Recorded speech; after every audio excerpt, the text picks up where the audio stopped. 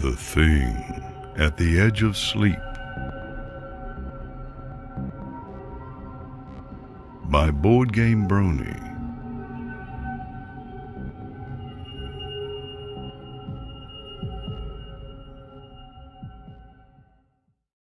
The darkness of Fluttershy's room was punctuated by 2 pinpoints of faint white light, sitting precariously close to the edge of her bed.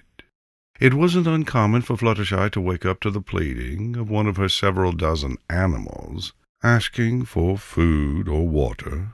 They had been better about it in the past few years, but every now and then one of them would forget the need for their owner to sleep, and pester her when she needed rest. Still, she loved them anyway. But this was different. Fluttershy's eyes were having trouble adjusting to the darkness of the room. The nightlight she usually had on was, for some reason, completely absent. She could not see which animal was asking for her help. She moved to speak, but something stopped her. In the back of her mind, a flash of instinct told her the only 2 words she needed to know, 2 words which spoke to her very being, and no doubt kept her living longer than she would have if she hadn't listened. Don't move. Fluttershy's fatigue began to leave her as her adrenaline started to kick in.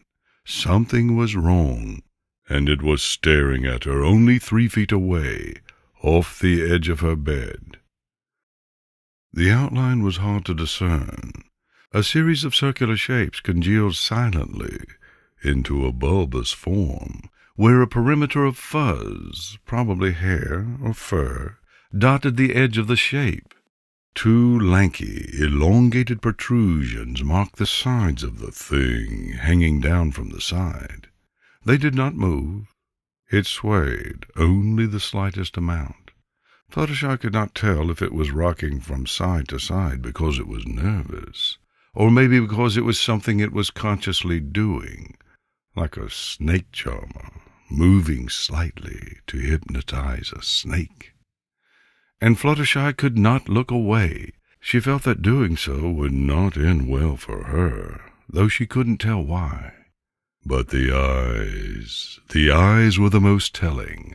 2 larger circles of faint illumination created a border around the face of the thing, moving inward towards the pinpoints of light.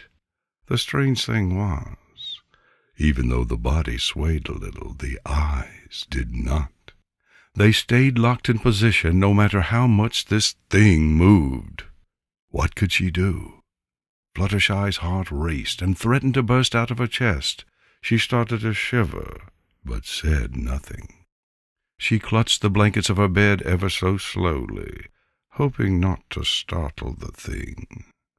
Maybe if she hid under them it would go away. She was seconds away from curling under her blanket when a whisper of words was spoken into her ear from behind.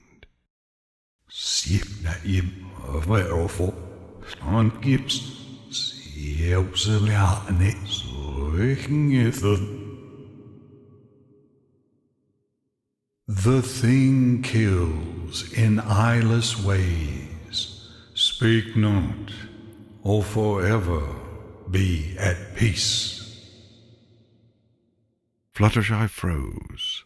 Her eyes widened, and she noticed the light points in front of her widened as well. Frozen breath wafted in the air over her face. A chill ran down her spine. Something was right behind her, on the bed, and it had just spoken to her. Her breathing became labored, but she did everything she could not to make noise. Tears began to fall from her face as she shook uncontrollably. Her mind searched for something, anything to calm her down, and it settled on one key thought. Why hadn't the thing behind her attacked yet? She couldn't see it. She wasn't staring at it. Any predators who hunted in packs in the wild would not wait for their prey to become scared before attacking. All of her animals understood this, and yet It spoke to her.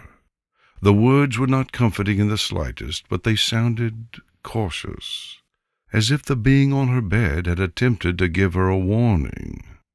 Why would a predator do that for her? Unless... What if they weren't working together? What if one of them was a killer and the other a protector? It was her only hope. The slightest bit of evidence she had now was that if they were both working together, they would not be waiting to attack their prey when one clearly had the upper hand. But who was her protector? Was it the one behind her, or the one in front of her? She needed to know. There had to be a way to know, if her hunch was right, and she had seen enough animals to know that it had to be right. Then she had a 50% chance of picking the right thing. What other options did she have? The night was in deep darkness, and no doubt hours before dawn. She could not outlast these things. Not before one attacked. She could stand to get more information. She didn't know what the thing behind her looked like, but even if she did, how would that help? Maybe she couldn't look. Maybe too much movement would set one of them off. The one behind her was the best bet. If it didn't want her dead, why would it have said anything? She had one idea. She hoped it would work. Carefully and slowly she lifted her arm and hoof, resting on her body with her hoof upraised slightly behind her. Any creature with limbs might see this as an attempt to reach them. She waited and felt her heart aching to make her put that arm down, to do anything but that. She had no other options. She needed to do something. There was an exhale of chilled air over her. She moaned slightly in fear. Her body tensed the moment she felt contact on her upraised hoof. Something cold and rough wrapped itself around the edge of her arm. It was constricting and unrelenting. She dared not look. The thing in front of her started to sway faster. Now the pinpoints of light were moving a little. Had she made a mistake? Was this one watching out for her the whole time? What if she was wrong about both of them? What if neither was for her, and they were simply chatting before dinner? A creaking sound began to build behind her, something deep and unnatural. It moved closer and closer to her ear. Something above her was staring, and it had the same 2 pinpoints of light in the eyes as the other. She had to think fast. This did not seem like a friendly approach, and she didn't want to risk it. Wait. How light was the thing? She felt its grip on her hoof, but it was not overpowering. How big was it? The one in front of her was scarcely more than a few feet high. She barely moved her hoof and felt the grip tighten. It was not letting go. Her breathing intensified, and she felt a twitch in her wings. Of course, her wings. She knew what to do now. Without thinking, her instincts kicked in. Her wings flared up behind her. The thing behind became startled and released its grip. Fluttershy had her hooves on her pillow the whole time, and swung it out from under her head.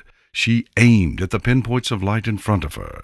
It screeched an unearthly scream. She leapt out of bed, engaged her wings, and sailed for the front door in flight. That's when she saw the open window, and knew how they got in. She diverted course and sailed for that instead. As she flew out into the night, she turned and looked down at the window she had escaped from. 4 pinpoints of light stared up at her, waiting.